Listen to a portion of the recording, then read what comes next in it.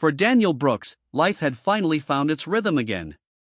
After a painful divorce and a 2-year custody battle, he had emerged victorious, granted full custody of his 2 young children, Emma and Liam. Moving into a quiet suburban neighborhood on the edge of town had felt like a fresh chapter. The house wasn't grand, but it was theirs. Every morning, Daniel brewed coffee on the porch while watching the kids chase each other across the neatly trimmed lawn. Their laughter was his healing soundtrack, a reminder that peace could be rebuilt from the ashes of chaos. The neighborhood itself seemed perfect at first glance: manicured lawns, friendly smiles, and a small lake just 2 streets away. But nestled behind that perfection was an unseen hierarchy, ruled by one woman who thrived on control, Karen Mitchell, the self-proclaimed protector of the HOA. She had lived there for over a decade and saw herself as the guardian of neighborhood values. Her authority wasn't official, but her influence was unmistakable. From parking citations to lawn decor, she made sure everyone followed her rules. Daniel's arrival unsettled her from the start. A single father with 2 kids and no spouse to keep things tidy didn't fit her idea of ideal residence. Within days, she knocked on his door, clipboard in hand, and reminded him of HOA compliance standards. The reason? A tricycle and a soccer ball had been left in the front yard overnight. Daniel apologized politely, thinking it was a harmless misunderstanding. But Karen's tight-lipped smile and the judgmental look in her eyes said otherwise. Over the following weeks, Karen's presence became inescapable. She hovered whenever Emma drew chalk art on the sidewalk. She glared when Liam splashed water while filling a kiddie pool. Once, she even snapped photos of Daniel's driveway, claiming his recycling bins were visible from the street. Daniel tried to ignore her antics. After all, he'd faced tougher opponents in court. But this wasn't a courtroom battle. This was home. And he refused to let anyone disrupt the safe haven he'd built for his children. Neighbors whispered about Karen's controlling behavior, but most were too afraid to speak up. "She always finds something to hold over you," one elderly neighbor warned. Daniel smiled politely but made a mental note: he'd handled manipulative people before, and Karen was starting to remind him of a client gone wrong. Still, he hoped she'd eventually lose interest. Little did he know, Karen wasn't planning to stop. Her next move would go far beyond HOA letters and complaints. She was about to cross a line that no parent could forgive. Karen Mitchell's quiet irritation at Daniel Brooks' family soon turned into something far more dangerous. What had started as petty complaints about toys on the lawn and slightly noisy playtime escalated into a campaign of intimidation. Karen wasn't content with simply enforcing rules; she wanted control, and she wanted Daniel's children out of the picture. In her mind, a single father raising 2 kids without supervision was a threat to the neighborhood's carefully curated image. It began subtly. She whispered to neighbors, questioning Daniel's parenting. "Are you sure he's watching them properly?" she would ask, feigning concern. Then she moved on to letters, carefully worded to imply negligence. Daniel received them with a polite nod and an internal sigh. He had no doubt these were the acts of someone seeking power rather than truth. But he still underestimated how far Karen would go. The real trouble came one Monday morning. Daniel opened his door to find 2 government agents from Child Protective Services standing there, clipboards in hand. The children, Emma and Liam, clung to their father's legs, wide-eyed and trembling. "We received a report of potential neglect," one agent explained. Daniel's heart sank for a moment, not for himself, but for the fear in his children's eyes. Then, his mind clicked into professional mode. He immediately recognized the patterns: false reports, exaggerated claims, and personal vendettas. Karen had made a grievous mistake; she had underestimated her target. Daniel was not only a father but a seasoned family lawyer, experienced in defending parents from baseless accusations. He calmly escorted the agents into the living room, showing them the clean, safe, and orderly environment in which his children lived. He answered every question with precision, presenting evidence of his consistent care. Emma and Liam, though scared, watched as their father handled the situation with quiet authority. Behind the scenes, Daniel began his counter-strategy. He documented everything: timestamps, security footage, even recordings of Karen's threats and neighborhood gossip. He knew that Karen's actions, while personal and vindictive, had left a trail. One false move, one fabricated claim, and she would face consequences. By the end of that day, Daniel's resolve hardened. Karen hadn't just insulted him, she had put his children through terror, confusion, and the indignity of strangers questioning their father's love and ability. But Daniel felt no fear, only determination. He would turn this attack into a legal reckoning, and Karen would soon learn that the person she tried to intimidate was someone who fought for families for a living. What had begun as neighborhood annoyance was now a high-stakes battle. And Daniel was ready. The hallway felt impossibly small, charged with a tension that made the air heavy. Martha clutched the edge of the counter, her knuckles white. The men outside were no longer simply annoyances, they had crossed the invisible line that separated neighborhood bureaucracy from criminal trespass. And now, they were inside. One of the intruders, emboldened by arrogance, stepped fully into the living room, snapping pictures of her furniture, her framed family photos, and the neatly stacked magazines on the coffee table. Evidence of non-compliance, he muttered, as if repeating a mantra to justify their actions. Martha's voice shook as she shouted, "Leave my house. You do not have permission." From the shadowed hallway, Jake emerged. Tall, imposing, and radiating calm authority, he moved like a predator assessing a threat, precise, controlled, unflinching. The three men froze for a fraction of a second, unsure if they had stumbled into a normal suburban dispute or something far more dangerous. "Gentlemen," Jake said evenly, his voice a low rumble that immediately commanded attention, "you have trespassed on private property. Leave now." The tall one laughed dismissively, stepping closer. "This is HOA business. You don't get to make the rules." Jake's eyes narrowed, his stance steady, every muscle poised to react.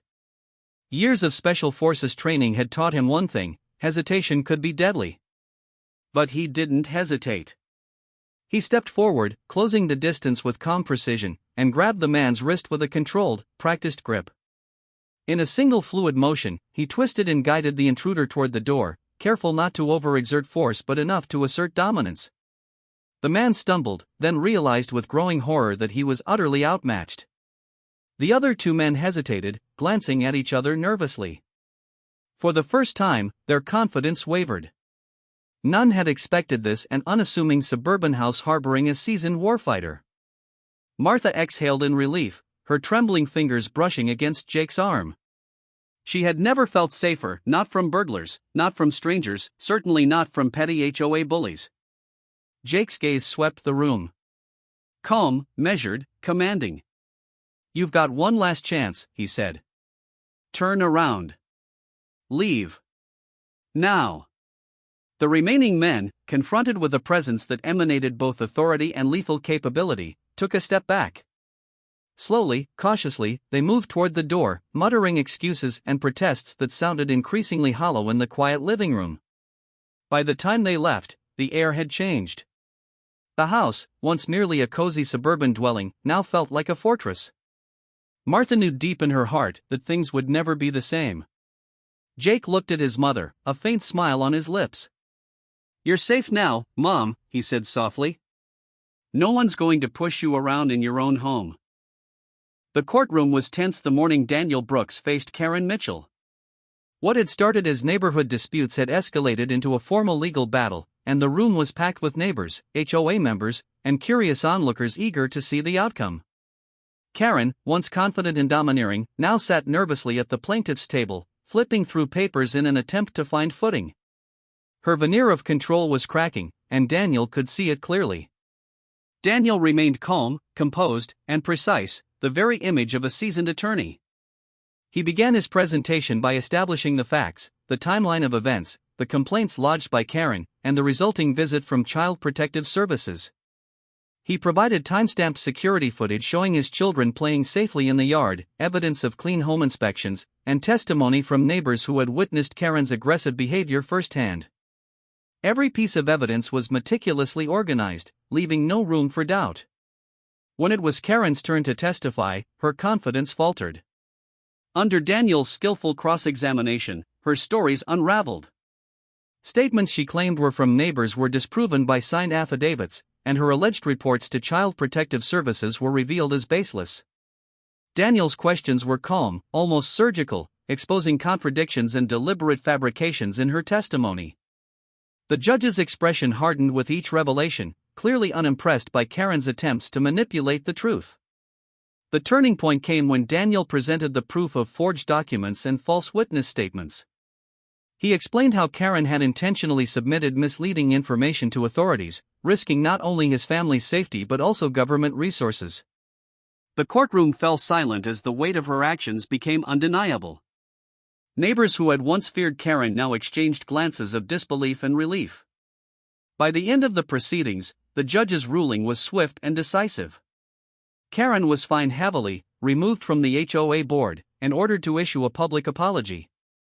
The HOA itself was placed under scrutiny, required to review internal procedures and prevent future abuse of power. Daniel's meticulous preparation and professional poise had transformed a personal attack into a resounding legal victory. Outside the courthouse, Daniel's children clung to his legs, relief evident on their faces. Emma whispered, "Dad, you saved us," while Liam simply smiled, too young to fully grasp the battle but understanding its significance. Daniel ruffled their hair, proud but composed. Justice had been served not through anger or retaliation, but through the unwavering application of law and truth. Karen's campaign of intimidation had failed, and the message was clear: false accusations carried consequences, and no one could trample a family without accountability. The courtroom drama had ended, but the echoes of the battle lingered in the quiet suburban streets. Karen Mitchell, once feared and revered by neighbors as the self-appointed guardian of the HOA, had left in disgrace.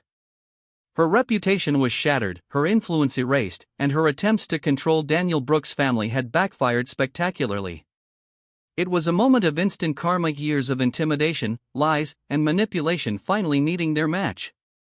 Daniel returned home with Emma and Liam, who ran across the yard with a freedom they hadn't felt in weeks. The sun glinted off the freshly mown grass as laughter filled the air again, replacing the tension that had once gripped the household. For the children, it wasn't just a victory in court, it was a restoration of safety, stability, and trust. Daniel watched them play, a quiet pride swelling in his chest. He had not only protected them physically but had shown them the value of integrity, resilience, and standing up to injustice. Neighbors began to approach cautiously, offering apologies for their previous silence and praise for Daniel's courage. Many had been intimidated by Karen's controlling presence and had stayed quiet out of fear. Now, they admitted the truth: Daniel had acted not out of malice, but out of necessity and unwavering principle. His meticulous handling of the case had exposed Karen for what she truly was: a bully whose actions could no longer be tolerated. Even Karen's departure was symbolic.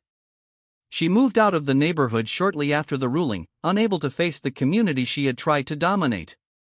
Every conversation she had sparked suspicion, every glance she cast now invited contempt. The HOA itself was forced to re-evaluate its governance, implementing safeguards to prevent abuse of power in the future. Karen's actions had inadvertently strengthened the neighborhood's sense of justice and accountability. For Daniel, life slowly returned to its natural rhythm. He resumed his work as a family lawyer, balancing the demands of his career with the joys of fatherhood. The children thrived, no longer shadowed by fear, and the lessons of this battle became part of their upbringing. Daniel often told them, "Evil only wins when good people stay silent. Courage and truth will always prevail." The story of Karen's downfall became a quiet legend in the neighborhood, a cautionary tale of arrogance, vindictiveness, and instant karma.